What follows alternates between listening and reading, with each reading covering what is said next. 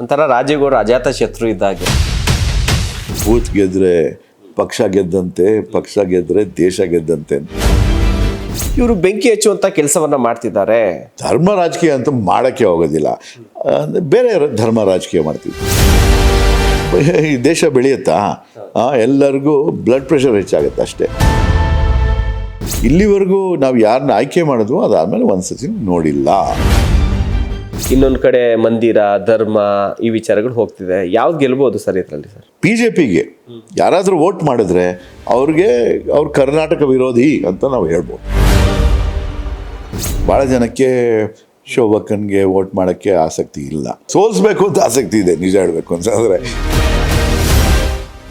ನಾವು ಬೇರೆ ಪಾರ್ಟಿ ಲೀಡರ್ಗಳ ಜೊತೆ ನಾವು ಮಾತನಾಡ್ತಿರ್ತೀವಲ್ಲ, ಒಂಥರ ರಾಜೇಗೌಡರು ಅಜಾತ ಶತ್ರು ಇದ್ದಾಗೆ. ಹಾಗೆ ಎಲ್ಲರ ಜೊತೆ ಚೆನ್ನಾಗಿದ್ದಾರೆ ಅನ್ನೋ ರೀತಿ ಹೇಳ್ತಾ ಇದ್ರು ಸರ್. ಅದು ತುಂಬಾ ಟೈಮ್ ಯೂಸ್ ಆಗುತ್ತೆ ಸರ್, ವರ್ಕೌಟ್ ಆಗುತ್ತೆ ಸರ್. ಇದ್ರ ಜೊತೆಗೆ ಈಗ ಎಜುಕೇಶನ್ ಸಿಸ್ಟಮ್ ಬರೋಣ ಸರ್. ಈಗ ಜನಕ್ಕೆ ಬೇಕಾಗಿರೋದು ಹೆಲ್ತ್, ಎಜುಕೇಶನ್ ಮೇನ್ ಇಂಪಾರ್ಟೆಂಟ್ ಅದ್ರೊಳಗಡೆ. ಸೊ ಎಜುಕೇಶನ್ ಸಿಸ್ಟಮ್ ಅಲ್ಲಿ ಈಗಿರುವಂತಹ ಸರ್ಕಾರಿ ಶಾಲೆಗಳು, ನಿಮ್ಮ ಒಂದು ಕಾಂಗ್ರೆಸ್ ಗೌರ್ಮೆಂಟ್ ಬಂದ ಮೇಲೆ ಒಂದಷ್ಟು CSR ಫಂಡ್ಗಳೆಲ್ಲವೂ ಕೂಡ ಮಾತನಾಡಿ ತಂದು ಅಭಿವೃದ್ಧಿ ಮಾಡಿ, ಯಾಕೆಂದ್ರೆ ಎಲ್ಲವೂ ಕೂಡ ಸರ್ಕಾರನೇ ಮಾಡೋದಕ್ಕೂ ಆಗೋದಿಲ್ಲ. ಸೊ ಖಾಸಗಿ ಕಂಪ್ನಿಗಳು ಜನನಕ್ಕೂ ಕೂಡ ಕೈ ಜೋಡಿಸ್ಬೇಕು. ಸೊ ಈ ಎಜುಕೇಶನ್ ಅಲ್ಲಿ ಏನಾದರೂ ಕೂಡ ಒಂದಷ್ಟು ಬದಲಾವಣೆಗಳು ಮಾಡುವಂಥದ್ದನ್ನ ನಾವು ಎಕ್ಸ್ಪೆಕ್ಟ್ ಮಾಡ್ಬೋದಾ ಸರ್? ಖಂಡಿತ. ನಾನು ಮಾತಾಡಿದ್ದು ಈ ನಮ್ಮ ಕಾಲೇಜು, ಯೂನಿವರ್ಸಿಟೀಸ್ನೆಲ್ಲ ಸಿನರ್ಜೈಸ್ ಮಾಡೋದು ಹೈಯರ್ ಎಜುಕೇಷನ್ ಬಗ್ಗೆ. ಬಟ್ ನೀವು ಹೇಳ್ದಂಗೆ ಪ್ರೈಮರಿ ಎಜುಕೇಷನ್ ಬಗ್ಗೆನೂ ನಾವು ಕಾಳಜಿ ವಹಿಸಲೇಬೇಕು. ಅದು ನಮ್ಮ ಕರ್ತವ್ಯ. ಏಕೆಂತಂದರೆ ಅಷ್ಟು ಟ್ಯಾಲೆಂಟ್ ಇರುತ್ತೆ. ಪ್ರತಿಭಾವಂತ ಮಕ್ಕಳಿಗೆ ನಾವು ಒಳ್ಳೆ ಎಜುಕೇಷನ್ ಕೊಡದೇ ಇದ್ರೆ ವೇಸ್ಟ್, ನಮ್ಮ ದೇಶಕ್ಕೆ ವೇಸ್ಟ್ ಆಗಿಬಿಡುತ್ತೆ. ಆ್ಯಂಡ್ ಅದು ಅನ್ಯಾಯ ಅವ್ರಿಗೆ.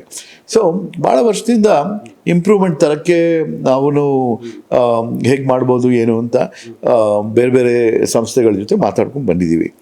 ಇದು ಅಸೆಸ್ಮೆಂಟ್ ಮಾಡಿದಾಗ ಇದು ಅಸರ್ ರಿಪೋರ್ಟ್ ಅಂತ ಬಂದಿದೆ. ಅಲ್ಲಿ 5ನೇ ಕ್ಲಾಸ್ ಹುಡುಗಂಗೆ 2ನೇ ಕ್ಲಾಸ್ ಅಷ್ಟು ಓದಕ್ಕೆ ಬರೋದಿಲ್ಲ. ಆ ಥರ ಕ್ವಾಲಿಟಿ ಇಶ್ಯೂಸ್ ಚಾಲೆಂಜಿಂಗ್ ಆಗಿವೆ. ಸೊ ಅಲ್ಲಿ ನಮ್ಮದು ಹೇಗೆ ಹೇಳ್ಕೊಡ್ತೀವಿ, ಹೇಗೆ ಅವ್ರಿಗೆ ಒಂದು way of learning, way of exciting them, making them interested, ಅವನ್ನೆಲ್ಲ ಹೇಗೆ ಮಾಡೋದು, ಹೇಗೆ ಬರೀ ಮಗಿಪಾಠ ಹಾಕ್ಕೊಡೋದು. ಸೊ ಅವನ್ನೆಲ್ಲ ನಾವು ಎಕ್ಸ್ಪರ್ಟ್ಸ್ ಜೊತೆ ಮಾತಾಡಿಕೊಂಡು ಮಾಡ್ತಾಯಿದ್ದೀವಿ. ಈ ಥರ ಹೇಳಬೇಕು ಅಂತಂದರೆ ಇನ್ನು ಭಾಳ ಮಾಡೋದಿದೆ. ಬಟ್ ನೀವು ಹೇಳ್ದಂಗೆ ಇದು ಇನ್ಫ್ರಾಸ್ಟ್ರಕ್ಚರ್ ಬಗ್ಗೆ ನಾವು ಸ್ಕೂಲ್ ಇನ್ಫ್ರಾಸ್ಟ್ರಕ್ಚರ್ ಮಾಡ್ತಾಯಿದ್ದೀವಿ. ಈಗ ಟೆಕ್ನಾಲಜಿ ಇಂಪ್ರೂವ್ ಆಗ್ತಾಯಿದೆ. ಅದನ್ನು ಬಳಸ್ಕೊಂಡ್ರೆ ನಿಜವಾಗ್ಲೂ ಒಂದು ಸ್ವಲ್ಪ ಕ್ವಾಲಿಟಿ ಎಜುಕೇಷನ್ ಪ್ರತಿ ಹಳ್ಳಿ ಮಕ್ಕಳು ಕೊಡ್ಬೋದು ಅಂತ ನಾನು ಭಾವಿಸ್ತೀನಿ. ನೀವು ಹೇಗಿದೆ ತಯಾರಿಕೆ ಅಂತ ಕೇಳಿದ್ರಲ್ಲ, ಸೊ ಅದ್ರ ಬಗ್ಗೆ ಯೋಚನೆ ಮಾಡಿದ್ರೆ ನಾವಾಗಲೇ ಇದು ಪ್ರತಿಯೊಂದು ಅಸೆಂಬ್ಲಿ ಕ್ಷೇತ್ರದಲ್ಲಿ ವರ್ಕರ್ಸ್ ಮೀಟಿಂಗ್ಸ್ ನಡೆಸಿದ್ದೀವಿ. ನಾನು ಹೊಸಬ ಅಲ್ಲ ಅವ್ರಿಗೆ, ಭಾಳ ವರ್ಷದಿಂದ ಬೆಂಗಳೂರು ಕ್ಷೇತ್ರದಲ್ಲಿ ಕೆಲಸ ಮಾಡ್ಕೊಂಡು ಬಂದಿರೋನು. ಸೊ ಭಾಳ ಉತ್ಸಾಹದಿಂದ ನಮ್ಮನ್ನ ಸ್ವೀಕಾರ ಮಾಡಿದ್ದಾರೆ. ಎಲ್ಲರೂ ನಿಮ್ಮನ್ನ ಖಂಡಿತ ಗೆಲ್ಲಿಸ್ತೀವಿ, 1 ಲಕ್ಷ ಲೀಡಿಂದ ನಮ್ಮ ಕ್ಷೇತ್ರದಿಂದನೇ ಕೊಡ್ತೀವಿ, ಆ ಥರ ನಿಜವಾಗ್ಲೂ ನೋಡಿದಾಗ ಭಾಳ ಖುಷಿ ಆಗುತ್ತೆ. ಸೊ ಅದಕ್ಕೆ ನಾವು ಹೇಳ್ತೀವಿ ನೋಡಿ, ಇವಾಗ ಬೂತ್ ಲೆವೆಲ್ನಲ್ಲಿ ಕೆಲಸ ಮಾಡಬೇಕು. ಬೂತ್ ಗೆದ್ದರೆ ಪಕ್ಷ ಗೆದ್ದಂತೆ, ಪಕ್ಷ ಗೆದ್ದರೆ ದೇಶ ಗೆದ್ದಂತೆ ಅಂತ ಒಂದು ಕಾನ್ಸೆಪ್ಟ್ ಇಟ್ಕೊಂಡು ಪುಷ್ ಮಾಡ್ತಾಯಿದ್ದೀವಿ. ಸೊ ಬಟ್ ಒಳ್ಳೆ ರೆಸ್ಪಾನ್ಸ್ ಇದೆ. ನಮ್ಮ MLAs, ಮಂತ್ರಿಗಳು, MLA ಕ್ಯಾಂಡಿಡೇಟ್ಸು ಭಾಳ ಸಿನ್ಸಿಯರಾಗಿ ಪ್ರಾಮಾಣಿಕವಾಗಿ ಕೆಲಸ ಮಾಡ್ತಾಯಿದ್ದಾರೆ. ಈ ಸತಿ ಖಂಡಿತ ಬೆಂಗಳೂರು ಉತ್ತರ ಕ್ಷೇತ್ರದ ಕಾಂಗ್ರೆಸ್ ಕಡೆ ಬರೋಂಥ ಒಂದು ವ್ಯವಸ್ಥೆ ಮಾಡ್ತಾಯಿದ್ದಾರೆ. ಅದೊಂದು ಸರ್, ನಾನು ನಿಮಗೆ ಕಾಂಟ್ರವರ್ಸಿ ಕೇಳೋಕ್ಕೆ ಇಷ್ಟಪಡಲ್ಲ, ಬಟ್ ಇರೋವಂಥ ವಾಸ್ತವ, ಈಗ ಶೋಭಾ ಕರಂದ್ಲಾಜೆ ಅವರು ಉತ್ತರ ಕ್ಷೇತ್ರದ BJP ಅಭ್ಯರ್ಥಿಯಾಗಿ ಬಂದಿದ್ದಾರೆ. ಅಲ್ಲಿಂದ ಅವ್ರು ಇಲ್ಲಿ ಬಂದಿದ್ದಕ್ಕೆ ಸಾಕಷ್ಟು ಅಸಮಾಧಾನಗಳಿತ್ತು. ಒಂದು, ಈಗ ಖುದ್ದು ಅವರ ಪಕ್ಷದ ಶಾಸಕರೇ ST ಸೋಮಶೇಖರ್, ಯಶವಂತಪುರ ಕ್ಷೇತ್ರದ ಶಾಸಕರು. ಸೊ ಈ ಹಿಂದೆ ಇದ್ದಂಥ MP ಕೂಡ ಎಲ್ಲರೂ ಕೂಡ ಸಮಾನವಾಗಿ ತೆಗೆದುಕೊಂಡು ಹೋಗ್ತಾ ಇದ್ರು. ಇವರು ಬೆಂಕಿ ಹಚ್ಚುವಂಥ ಕೆಲಸವನ್ನ ಮಾಡ್ತಿದ್ದಾರೆ ಅನ್ನುವಂಥ ಒಂದು ಸ್ಟೇಟ್ಮೆಂಟ್ ಅನ್ನ ಕೊಡ್ತಾರೆ. ಸೊ ಅಲ್ಲಿಗೆ ಅವರೇ ಕ್ಲಿಯರ್ ಆಗಿ ಹೇಳ್ತಾ ಇದ್ದಾರೆ, ನಮ್ಮ ಕ್ಯಾಂಡಿಡೇಟ್ ಬಂದ್ರೆ ಸ್ವಲ್ಪ ಈ ಒಂದು ಧರ್ಮಗಳ ನಡುವೆ ಈ ರೀತಿಯಾಗಿ ಸ್ವಲ್ಪ ಸಮಸ್ಯೆಗಳಾಗತ್ತೆ ಅನ್ನುವಂಥದ್ದು ಹೇಳ್ತಿದ್ರ. ಸೊ ತಾವು ಬಂದಾಗ ಹೇಗೆ ಸರ್ ಎಲ್ಲರೂ ಒಂದೇ ರೀತಿಯಲ್ಲಿ ತಗೊಂಡು ಹೋಗ್ತೀರಾ ಅನ್ನುವಂಥದ್ದು? ಖಂಡಿತ. ನಮಗೇನು ಎಲ್ಲರಿಗೂ ಒಂದು ಅವಕಾಶ ಮಾಡ್ಕೊಡೋಂಥ ಒಂದು ವ್ಯವಸ್ಥೆ ಮಾಡಿ ಧರ್ಮ ರಾಜಕೀಯ, ಜಾತಿ ರಾಜಕೀಯ ಇರಲ್ಲ ಹಂಗಾದ್ರೆ? ಇಲ್ಲ, ನಮ್ಗೆ ಆ ಥರ ಇಲ್ವೇ ಇಲ್ಲ, ಭಾವನೆಗಳೇ ಇಲ್ಲ. ಆ್ಯಂಡ್ ಧರ್ಮ ರಾಜಕೀಯ ಅಂತೂ ಮಾಡೋಕ್ಕೆ ಹೋಗೋದಿಲ್ಲ. ಬೇರೆ ಧರ್ಮ ರಾಜಕೀಯ ಮಾಡ್ತೀವಿ. ನಮ್ಮ ಸಂವಿಧಾನ ನಮ್ಮ ಧರ್ಮ. ಅದಕ್ಕೆ ನಮಗೆ ಸಂವಿಧಾನ ಪ್ರಜಾಪ್ರಭುತ್ವ ಕಾಪಾಡೋಕ್ಕೋಸ್ಕರ ಏನು ಮಾಡಬೇಕು ನಾವು ತಯಾರಾಗಿದ್ದೀವಿ.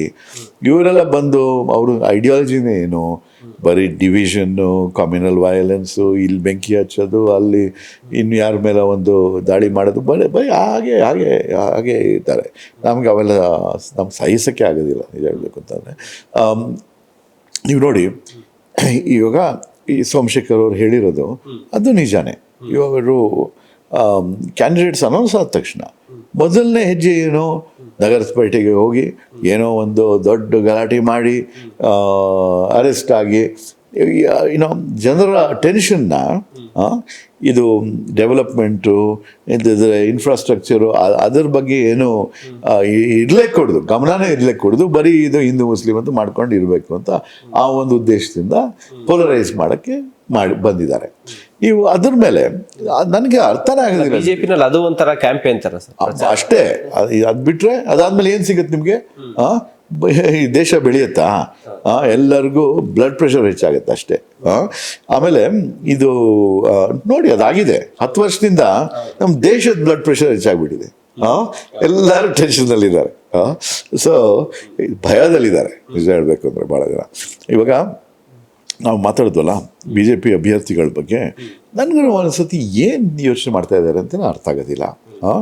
ಸರಿ, ಇಲ್ಲಿ 10 ವರ್ಷದಿಂದ ಯಾರೋ ಅಭ್ಯರ್ಥಿ MP ಆಗಿದ್ದರು, ಅದಕ್ಕಿಂತ 2 ಬಾರಿ BJPನೇ ಗೆದ್ದಿದ್ರು. ಇವಾಗ ಜನರ ಜೊತೆ ಹೋದಾಗ ಜನರು ಹೇಳ್ತಾರೆ, ನಾವು 4 ಸತಿ BJPಗೆ ಹಾಕಿದ್ದೀವಿ, ಇಲ್ಲಿವರೆಗೂ ನಾವು ಯಾರನ್ನ ಆಯ್ಕೆ ಮಾಡಿದ್ವೋ ಅದಾದಮೇಲೆ 1 ಸತಿ ನೋಡಿಲ್ಲ ಅಂತ ಹೇಳ್ತಾರೆ. ಅದು ಅವ್ರಿಗೂ ಗೊತ್ತು. ಅದಕ್ಕೆ ಈ ಹಾಲಿ ಸಂಸದರು ಯಾರಿದ್ದಾರೆ ಅವ್ರಿಗೆ ಟಿಕೆಟ್ ಕೊಡಲಿಲ್ಲ. ಆದರೆ ಯಾರು ಕೊಟ್ಟರು? ಬೇರೆ ಕ್ಷೇತ್ರದಲ್ಲಿ ಅಲ್ಲೂ ಇದೇ ಥರ ಸಮಸ್ಯೆ ಇದ್ದಂಥ ಅವೆಲ್ಲ ಆ ಥರ ಒಂದು ದೊಡ್ಡ ಕ್ಯಾಂಪೇನ್ ಯಾರು ಮಾಡ್ತಾ ಇರೋದು? BJPನವರೇ ಮಾಡ್ತಾ ಇರೋದು. ಅಂಥ ಸಮಸ್ಯೆ, ಅಂಥ ಪರಿಸ್ಥಿತಿಯಲ್ಲಿ ಅವ್ರನ್ನ ಆಯ್ಕೆ ಮಾಡಿ ಇಲ್ಲಿ ಕಳಿಸಿ, ಅದರ ಅರ್ಥ ಏನು? ಬೆಂಗಳೂರು ನಾರ್ತ್ ಸುಮ್ಮನೆ ಯಾರಿಗಾದರೂ ಒಂದು ಇದು ಒಳ್ಳೆ ಟ್ರ್ಯಾಕ್ ರೆಕಾರ್ಡ್ ಇರೋರು. ಬಿಕಾಸ್ ಇದು ಈ ಎಲೆಕ್ಷನ್ ಏನಿದೆಲ್ಲ, ಇದು ನ್ಯಾಷನಲ್ ಎಲೆಕ್ಷನ್, ಲೋಕಸಭಾ ಎಲೆಕ್ಷನ್ ಖಂಡಿತ. ಆದರೆ ಇದು ಬೆಂಗಳೂರು ನಾರ್ತ್ ಲೋಕಲ್ ಎಲೆಕ್ಷನ್. ನಮ್ಗೆ ಯಾರು ಬೇಕು? ನಮ್ಗೆ ಒಳ್ಳೆ ಕೆಲಸ ಮಾಡೋರು ಯಾರು? ನಮ್ಮ ಅಭಿವೃದ್ಧಿ ಬಗ್ಗೆ ಕಾಳಜಿ ವಹಿಸಿ ಆಗಲೇ ಟ್ರ್ಯಾಕ್ ರೆಕಾರ್ಡ್ ಇಟ್ಕೊಂಡಿರೋರು ಯಾರು? ಆ ಒಂದು ಉದ್ದೇಶದಿಂದ ನಮಗೆ ಸೂಕ್ತ ಅಭ್ಯರ್ಥಿ ಯಾರು ಅಂತ ಆ ಒಂದು ಉದ್ದೇಶದಿಂದ ಜನ ನೋಡಬೇಕಿದೆ ಈ ಒಂದು ಚುನಾವಣೆನ. ಆ ಥರ ನೋಡಿದಾಗ ಖಂಡಿತ ನಮಗೆ ಒಂದು ಅವರ ಆಶೀರ್ವಾದ ಕೊಡ್ತಾರೆ ಅಂತ ನನ್ನ ಭಾವನೆ. ಸೊ ಅವ್ರಿಗೆ ರಾಜೇಗೌಡರು MP ಆದ್ಮೇಲೂ ಜನಕ್ಕೆ ಸಿಗ್ತಾರೆ, ಇಲ್ಲಪ್ಪ ನಾವು ಡೆಲ್ಲಿನಲ್ಲಿ ಇರ್ತೀವಿ, ಮೀಟಿಂಗ್ಗಳಿರುತ್ತೆ, ಆ ಥರ ಎಲ್ಲ ಏನಿಲ್ಲ. ನೀವು ಒಂದು ಭರವಸೆ ಕೊಡ್ಬೇಕು ಸರ್, ನಾನು MP ಆದ್ಮೇಲೆ ನಾವು ಸಿಗ್ತೀವಿ, ಅದನ್ನ ನೀವು ಕೊಡ್ಬೋದಾ ಅಂತ ಸರ್? ಖಂಡಿತ. ಅದರಲ್ಲೇನು, ನಾನು ಬೆಂಗಳೂರು, ನಾನು ಇಲ್ಲೇ ಇರ್ತೀನಿ, ಡೆಲ್ಲಿದಲ್ಲಿ ಕೆಲಸ ಇದ್ದಾಗ ಅಲ್ಲಿ ಹೋಗ್ತೀನಿ. ನಾನು ದಿವಸ ಇಲ್ಲಿ ನಮ್ಮ 8 ಕ್ಷೇತ್ರದಲ್ಲೂ, 8 ಅಸೆಂಬ್ಲಿ ಕ್ಷೇತ್ರದಲ್ಲೂ ನಮ್ಮ MLA ಕ್ಯಾಂಡಿಡೇಟ್ಸ್ ಜೊತೆ ಅವ್ರವ್ರ ಸಮಸ್ಯೆಗಳ ಬಗ್ಗೆ ಏನೇನು ಮಾಡ್ಬೋದು ಮಾಡೋಕ್ಕೆ ಇಳಿತೀನಿ, ಜನರ ಮಧ್ಯದಲ್ಲಿ ಇರ್ತೀನಿ. ಖಂಡಿತ ತೊಂದರೆನೇ ಇಲ್ಲ. ಅದರ ಬಗ್ಗೆ ನೀವು 2 ಮಾತು ಯೋಚನೆ ಮಾಡೋ ನೆಸೆಸಿಟಿನೇ ಇಲ್ಲ ಅಂತ ಹೇಳ್ಬೋದು. ಎಸ್ ಸರ್, ಈಗ ಒಂದು ಕಡೆ ನೀವು ಗ್ಯಾರಂಟಿ ವಿಚಾರಗಳು, ಬಡವರು ಭಾವನೆಗಳು, ಅವರ ಜೀವನದ ಜೊತೆ ವಿಚಾರಗಳನ್ನ ಇಟ್ಕೊಂಡು ಹೋಗ್ತಿದ್ದೀರಾ, ಇನ್ನೊಂದು ಕಡೆ ಮಂದಿರ, ಧರ್ಮ, ಈ ವಿಚಾರಗಳು ಹೋಗ್ತಿದೆ. ಯಾವ್ದು ಗೆಲ್ಬೋದು ಸರ್ ಇದರಲ್ಲಿ ಸರ್? ಜನ ಅವೆಲ್ಲ ನೋಡಿದಾರಲ್ಲ, ಕೋಮುವಾದಿಗಳ ಟ್ರ್ಯಾಕ್ ರೆಕಾರ್ಡ್ ನೋಡಿದ್ದಾರೆ. ಇವಾಗ 10 ವರ್ಷ ಅವಕಾಶ ಕೊಟ್ಟಿದ್ದಾರೆ ಪ್ರಧಾನಮಂತ್ರಿಗೆ. ಏನು ಸಿಕ್ಕಿದೆ? ಆರ್ಥಿಕ ವೈಫಲ್ಯಗಳು, ಬೆಲೆ ಏರಿಕೆ, ನಿರುದ್ಯೋಗ, ಈ ಥರ. ಅದೊಂದು ನಿಮ್ಗೆ ಜ್ಞಾಪಕ ಇರ್ಬೋದು, ಒಂದು ಡಿಮಾನಿಟೈಸೇಷನ್ ಅಂತ ಹಾಕ್ಬಿಟ್ಟು ಕುಸಿದು ಬಿದ್ದೋಯ್ತು ನಮ್ಮ ಎಕಾನಮಿ. ಕೋವಿಡ್ ಸಮಯದಲ್ಲಿ ಲಾಕ್ಡೌನ್ ಅರ್ಜೆಂಟಾಗಿ ತಂದುಬಿಟ್ಟು ಲಕ್ಷಾಂತರ ಜನ ಸಾವಿರಾರು ಮೈಲಿ ನಡ್ಕೊಂಡು ಹೋಗ್ಬೇಕಾಗಿತ್ತು. ಇವೆಲ್ಲ ಅವ್ರ ಕೊಡುಗೆ. ಅದಾದಮೇಲೆ ಫಾರಿನ್ ಪಾಲಿಸಿ ಅಂತ ಯೋಚನೆ ಮಾಡಿ, ಲಡಾಖ್ನಲ್ಲಿ ಚೈನಾ ಬಂದು ಜಾಗ ಎನ್ಕ್ರೋಚ್ ಮಾಡಿದ್ದಾರೆ. ಅದ್ರ ಬಗ್ಗೆ ಇವರು ಯಾರೂ ಬಂದಿಲ್ಲ ಅಂತ ಹೇಳ್ತಾರೆ. ಮಣಿಪುರ ಸುಟ್ಟು ಹೋಗೋ ಸಮಯದಲ್ಲಿ ಪ್ರೈಮ್ ಮಿನಿಸ್ಟರ್ಗೆ ಮಣಿಪುರ ನಮ್ಮ ದೇಶದ ಭಾಗ ಅಂತಲೇ ನಮ್ಗೆ ಗೊತ್ತಾಗ್ತಾ ಇಲ್ಲ. ಆಮೇಲೆ ಇನ್ನೊಂದು, ನಮ್ಮ ಕರ್ನಾಟಕ ರಾಜ್ಯದ ಬಗ್ಗೆ ಯೋಚನೆ ಮಾಡಿ. ಕೇಂದ್ರ ಸರ್ಕಾರ ನಮ್ಗೆ ಅನ್ಯಾಯ ಮಾಡಿದೆ. ನಾವು ಹಣಕಾಸು ಆಯೋಗ ಏನು ಒಂದು ಆದೇಶ ಕೊಟ್ಟಿತ್ತು ಅದನ್ನು ಅನುಷ್ಠಾನ ಮಾಡಿಲ್ಲ.